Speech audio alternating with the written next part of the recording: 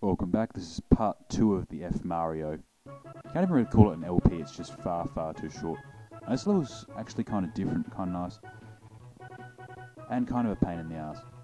It's built as sort of like a training level, which means it's actually much less about raw speed and much more about dodging shit and, as you'll see in about a minute, okay, about 30 seconds, making sure you take the right choice when offered multiple pathways. Actually got coin blocks, which is I think the first we've seen of them thus far in this game. And we got patterns of bullet bills, which is always fun. So yeah, it's pretty standard gameplay here. You know, jump, bounce off the bullet bills to get up to the next section, don't get killed. And like I said, a little bit of making sure you choose the right direction to go there. And another vine, which this time doesn't seem to be anchored to anything.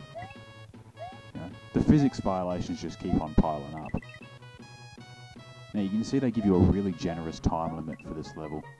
It kind of assumes you don't actually know which way you're supposed to go through it. So it's kind of taxing sometimes on the first run. Once you actually remember which section you're supposed to go into each time, you get a lot of leftover seconds at the end. And as usual, you know, the level morphs slightly each time. This one includes more and more enemies, and it's not such a slight morph. The music blocks are back, which I absolutely love. You don't see enough of them. Ever. Ray might disagree with me on this one. But, you know, I think you can never have too many, and you see what I mean about having a lot of spare time in that level.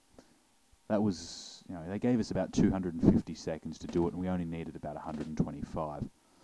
So very leisurely stroll through that level right there. And yes, the one-up options. You'll notice I didn't really give a fuck about getting this right. So I'm not going to sit there and save and reload till I get all mushrooms. I don't care about lives. I save state like a cheating bastard. I don't need them. And I don't feel like delaying things to make it work. I've got Aquarian Neo coming up now. You'll notice the video skip there again. It's different segments been cut together. This is fun. It's actually based off... Sorry. The architecture of it is actually based off the water levels from Sonic, the old Genesis Sonic games. And fittingly enough, it's a complete pain in the ass. This is, aside from one of the last levels, this is pretty much the only one you'll ever come close to failing.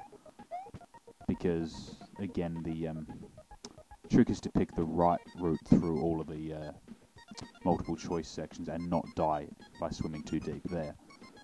And no, I don't think there's actually any way to get at that power-up block there. I've tried, I can't figure out a way in. The game designer really, or level designer I should say, really does love his bullet bills, and I can't fault the man for that. You know, it's a giant smiley face flying bullet. You know, it's hard to go wrong with those things. The only way they can be better is the absolute giant versions of them. And you know, there's only so many things you can say about giant smiley-faced bullets. And this level changes significantly less than a lot of them from level to level. Or I should say round to round. The major changes are kind of irrelevant, like the extra nippers in an area you wouldn't actually be to begin with. And you know, you pick the right way through this, you end up with a bit of spare time. Figuring out exactly which way you're supposed to go can be a bit of trial and error. It's really the only level where that's actually a threat. You do sometimes have to worry about time issues on this one. Not so much the second time through or the third time through, but the first time can be a little bit tricky. We got more nippers on the ceiling, once again dug right into stone. I don't know what the hell these things are made out of. I don't know what the hell the nippers are for that matter. You know, maybe they just feed off gamers' suffering. That would probably explain why they're always around. And you know, the old nipper-filled pits. Always a laugh when you're not falling into them face first, because those things are carnivorous little fucks.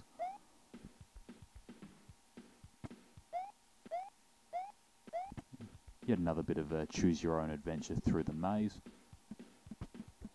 Another bit of don't fall too far down, you'll fall into the bottomless pit hidden just off screen that is somehow not swallowing the water, and then you'll die. Horribly. Kind of generous of the level there to give us an extra power-up mushroom over and above what you traditionally get in this game. You know, which means he's not a complete sadist, which is nice. I'm still never ever going to forgive the guy who put together Rise to the Challenge. May he burn in hell. Seriously. I can go be sodomized by Satan in hell. It's what he deserves.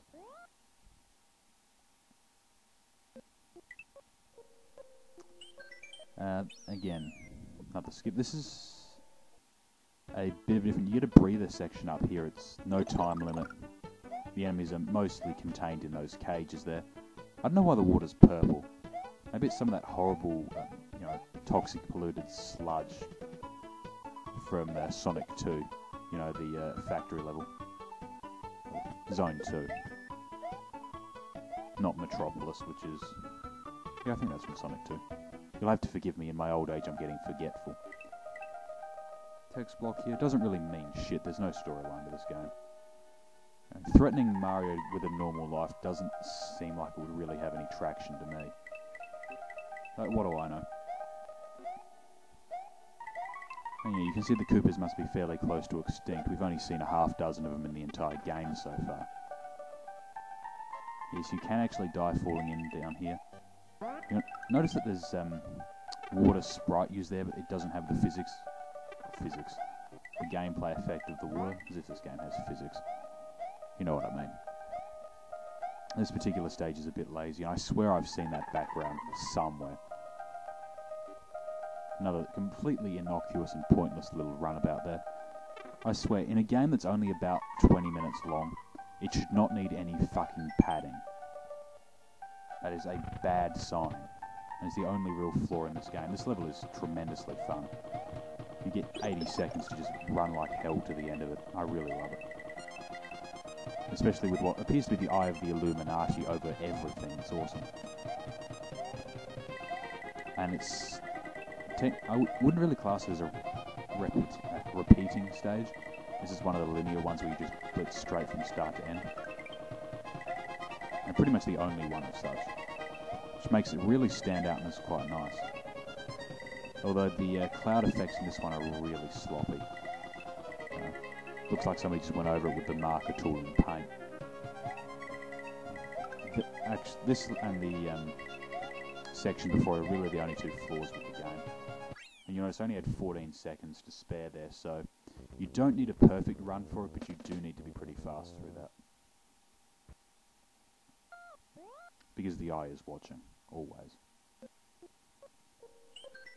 And here comes the completely unnecessary and gratuitous genre shift. We have the Mad Bomber from Mario 2, who's basically just going to stand out there and throw shit down at us, and I'm going to throw bombs back, and the whole thing's a foregone conclusion. So I'm just going to sit here and kind of... the nippers are back as well. I don't know what this game's obsession is with them. A little bit of dodgy hit detection on the boss, but it's a mod that's... or ROM hack, I should say. And that's kind of expected. There are very few ROM hacks that don't have some sort of dodginess to them. Especially not Super Mario World ones, because everyone and his dog has tried to ROM hack Super Mario World. Some of them actually do a decent job. Some of them, I think the owner may have been upstaged by his canine. We've all seen them.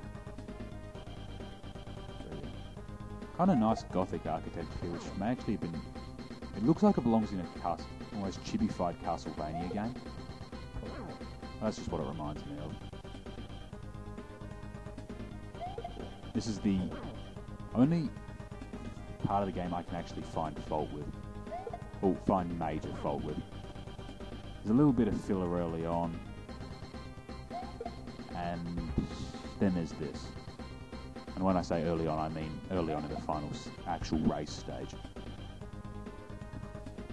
And then we get to duel and throw bombs with a fucking maniac mouse. It's not entirely my idea of the way to end a racing game. But then there's probably a reason I don't design games. just going to run through the credits here. I'm just going to give my thoughts on this game. It's good. You should play it. Yes, there is an unnecessary section where you don't really have anything to do except enjoy the background, but the background isn't really well made enough to catch you. There's a completely gratuitous boss fight we just saw. But other than that, for a game you could probably clear in about 20 to 30 minutes. It's certainly a nice concept and different enough to, be worth looking into. And it's a 2 meg download, fucking play it.